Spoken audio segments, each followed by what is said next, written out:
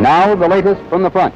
Tonight's bulletins continue to stress the southward push of at least 3 North Korean divisions in conjunction with those expanding beachheads on the east coast. But now for the first time, a red blitzkrieg column of tanks spearheading the attack has been blunted by fierce American air attacks. And at the same time, an American counterattack moved through Chonan, recovering 10 miles at the point of deepest red penetration, only to be encircled and forced back within the last few hours.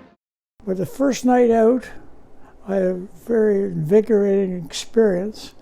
My job as an electrician's mate was to go back and check the steering motors, which are on the back end of the ship. And then we stepped out onto the upper deck. A gust of wind came and blew me towards the railing. I reached back and caught the hand line. The gust was a wave going over. The wave going over walked my feet over top of the railing. I reached back and caught the hand line. The hand line's going along like this, and I reached back and caught it. My feet were over the railing.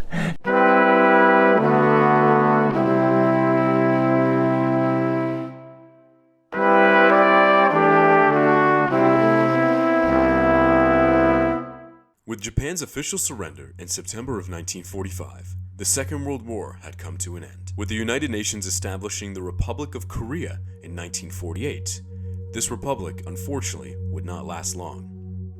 Many nations were divided and occupied by the Allies following the end of the Second World War, Korea being one of them, divided into two across the 38th parallel, with the Soviet Union occupying the north and the United States occupying the south. Historically, tensions between North and South Korea have been unwell, headed by the then president of North Korea, Kim Il-sung, and his plan to spread his power and influence in communist ideologies into the rest of Asia. He decided the best way of doing this would be to invade South Korea. On June 25, 1950, thousands of Soviet-trained North Korean troops marched into South Korea, and within 3 days, South Korea's capital, Seoul, was captured. The South Koreans fought hard, but were pushed back.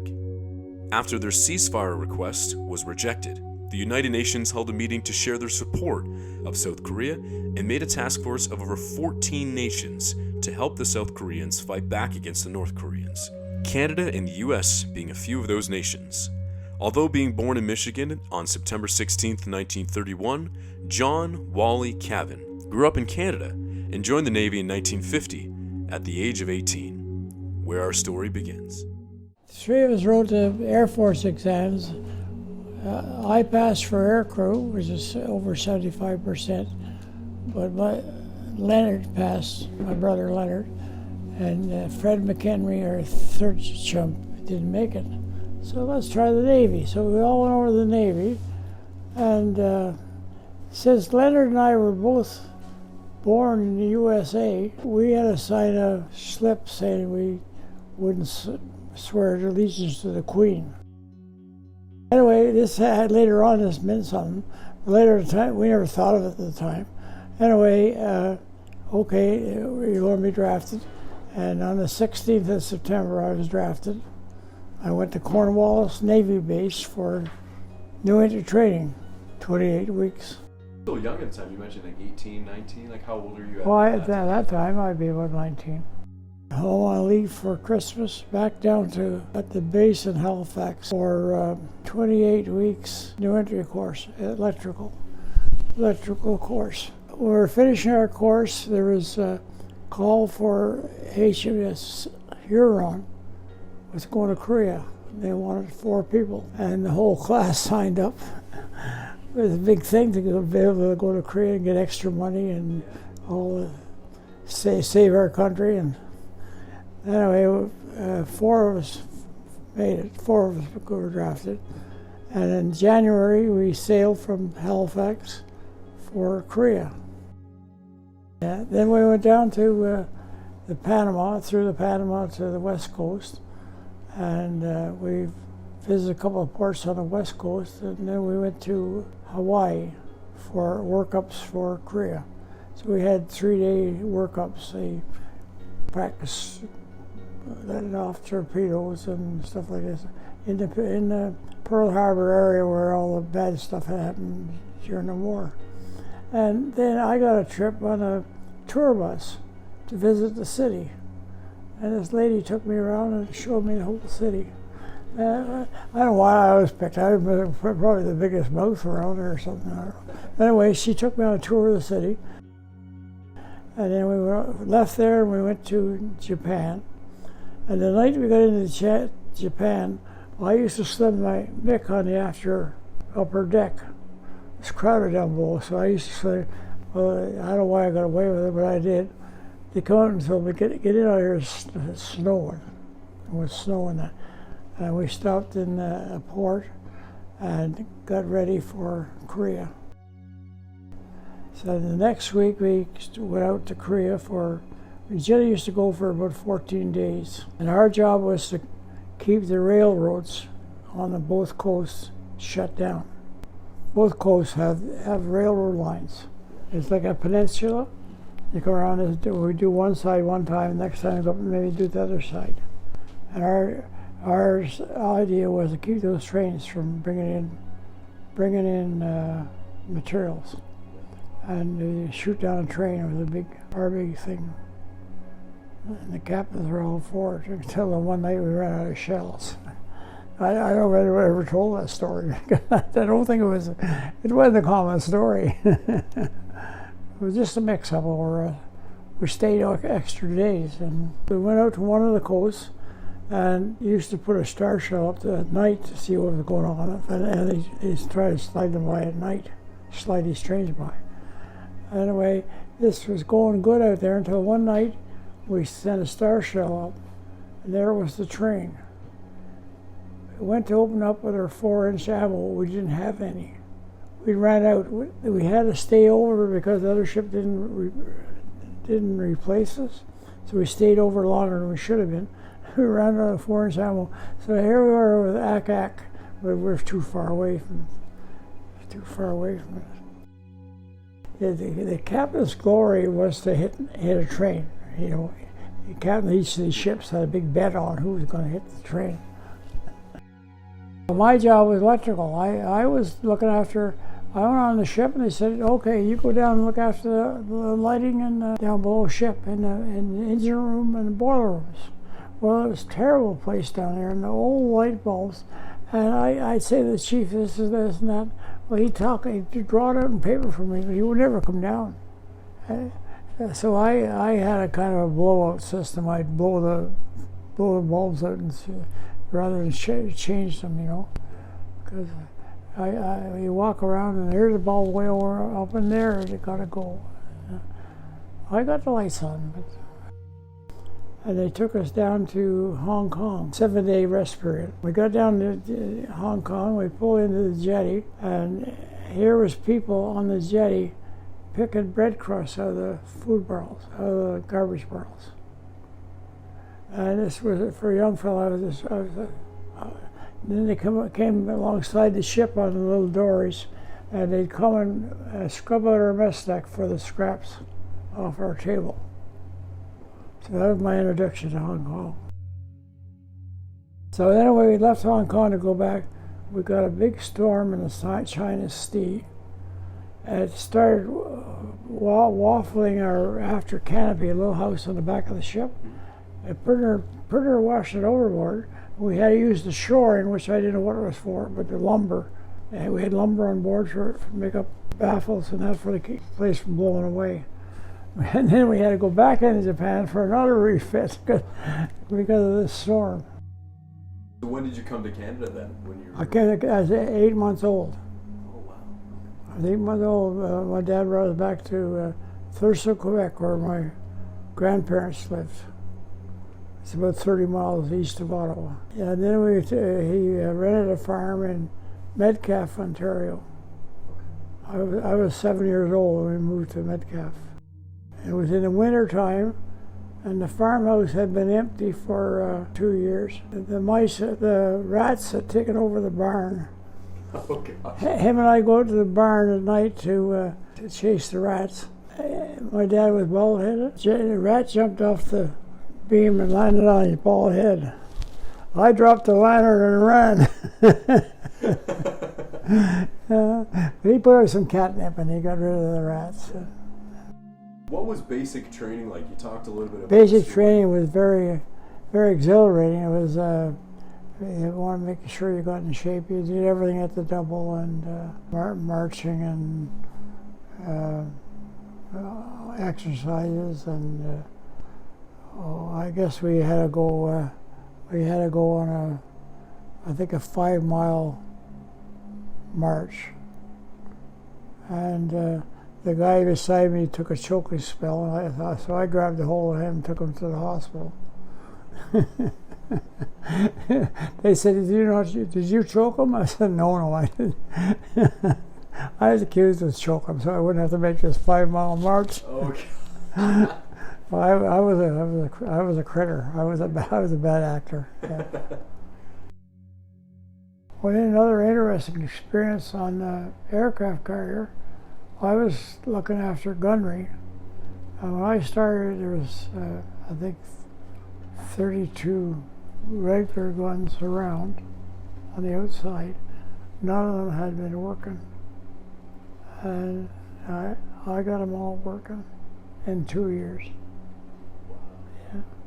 But anyway, then another time, we're up in the Arctic, and used to have workouts for NATO, the North Atlantic Treaty Organization, where Canada belonged with them. We go up there with other people from other like U.S. and Britain, and we do international workouts. One night, we set up our planes. We ran into a fog patch, and we couldn't get our planes down. They circled around until they found our ship found an open area. The first plane to come in was an American. he zoomed in, somebody said, well, how come you? He said, I seen you when I didn't have enough gas to go to Greenland. So I had to go someplace. He zoomed in and we took him. And wow. Then another time we used to have an ejection system on the ship. They put the plane into this ejection system and it would shoot it off into they'd drive it off the plane at about 100 miles an hour or something, just shove it out in the air. And this broke down. And that low power was my system. So I go up and I look it over, and it's a bad coil on this ejection thing. I took it down to the machine shop. I couldn't find one, didn't have one. Took it down to the machine shop, put it on the lathe, spooled it up, put it back in. Nobody believed me. The chiefs wouldn't come near me. Well, what's Wally doing now? We don't know. We don't know. How many coils did you put on there? I said, enough to make it work. The story I wanted to tell sometime was a story about my Navy football player. 6 years a football player for Stadacona Navy. And we played in and we played, at that time it was Navy, Army, Navy, Air Force, 2 Navy bases, an Air Force base, and 3 universities. I played there for 6 years. We won the cup 3 times. No way. Yeah. What position did you play? Well, I played mostly defensive tackle, or I was calling plays for the defense. The guy that was running the team was from Yale. He had a book on defenses, and we hadn't done defenses before, 1950. He was teaching me that, but he quit halfway through the season, but I had his book. So the guy took over and said, well, you know the book, you look after the defense. And I moved in and stayed there I'd go to sea when I got back from Korea. First thing I did was go up to Stadacona to see about football. Where did you play? Like all over Ontario or the U.S.? Oh no, just Maritime. Yeah, we had teams in Halifax and up in St. F.X., Cape Breton. Another friend of mine from Ottawa Rough Riders, Don Moloney, came down and he changed things around. He became our coach 1 year. And I was away at sea at the time. I came back and I said, well, all we need is you get a uniform. And it's the middle of the season. So I get the uniform, I get out on the field, They're doing stop-starts. And this is tough, eh? And I'm about 20 yards behind everybody. My brother and my best friend were on the sideline cheering for me. I said, shut up, they might notice me back here. Another time I was in, that was another ship though. I was in the power room. They had 2 main power rooms on the destroyer. And I was in the after power room. And my job was to check all the lights on the board before we sailed. So at last minute check, there's a bulb out there at the top of this board. There's a big instrument board. Eh? I reached in to get that bulb. It fell. My fingers fell across the terminal. The guy was standing beside me, knocked my hand off. I was on the main, DC power. It's pretty deadly stuff. What happened after that? It was nothing. I went on with their day's work, but I was not to do that without gloves. I should have had my gloves on. How many people would be on your ship? About 300. What was the name of the ship that you said? HMCS Huron. I was on it for about 2 years. I stayed on and decommissioned it. So we took it into the dockyard and cleared it out and decommissioned it. I thought it was all done, but it came back later and they recommissioned it again, or the Huron at least. I thought it was the sides were falling off when we were in Japan. So. Yeah, I was 6 years in the Navy. It's a great experience for a young person, and I got my trade, electrical trade, started in the Navy. I got 6 years and 3 months service. Came back to Ottawa and joined the Navy Club. They had a curling team, and I loved to curl. So, oh, do you really? Yeah. So I curled with them for 2 years. And then one of my curling experiences was talking to her on the phone. On the 17th of March, the big celebration day for the Irishmen. Oh, okay. Yeah. So anyway, Ottawa, I was curling in the city of Ottawa, curling bonspiel. Half lit up. I called the nurse's residence for a date. And this here one answered, you know. So she didn't know me, I didn't know her. She told me she was Kirkpatrick. I said, oh, everybody's Irish on the... So about 2 months later, my buddy called up and she knew him. She said, well, get me a tall date. So we got together and went to the Standish Hall to see the Ink Spots. Okay. The band I was on at the time. She wanted to go see the Ink Spots, so we took her down there, over the hall to listen to the Ink Spots. Oh, wow. Yeah. They were a pretty hot line band at the time. Oh, nice. Yeah. When was that, I guess? That would be in 59, the spring of 58. No, 58. 58, I guess it was the winter of 58, because a year later we got married. We got married in 59. Oh, no way. Yeah. We've been married since 59, so that's, what's that? 41 and 22, 63 years. Do you have any advice maybe for like younger generations, like the next generation? Well, part of it was if you have full plans on what to do, try joining the service, because you can get the training in there and you can get experience, and it'll help you start in life. No better way to kick it off than having a trade behind you. I had trouble getting my trade, but I did get it eventually, and I got 55 years working as an electrician. See, I was always known as Wally. That was my name. But in the Navy, I had to go by John because that was my first name. I was John Wallace, Cavan, 1931, 16th of September, born in Howell, Michigan.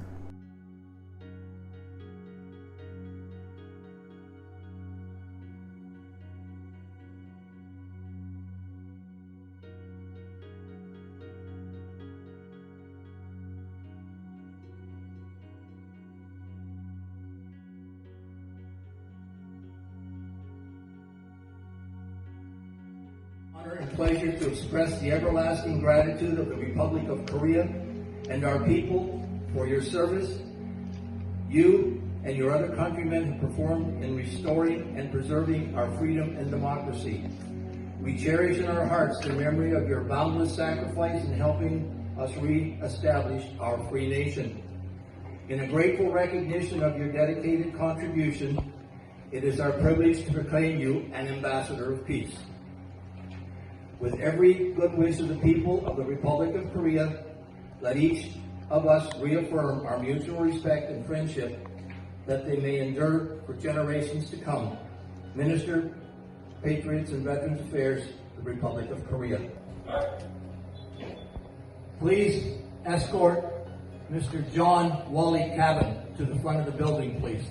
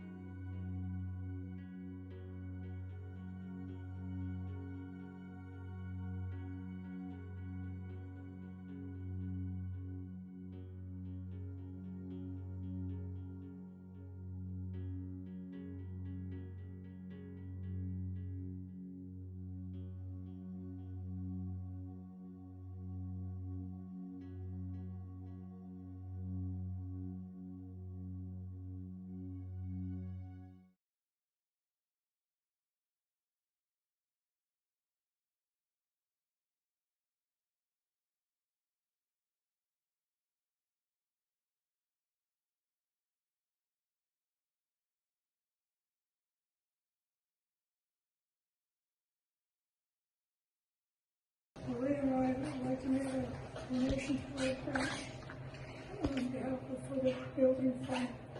We know we're in rough shape and we have to try and help to get out of it. I'm sure our fellow members will like this. We have a check. This, ladies and gentlemen, comrades, is a check for $7,500. Wow.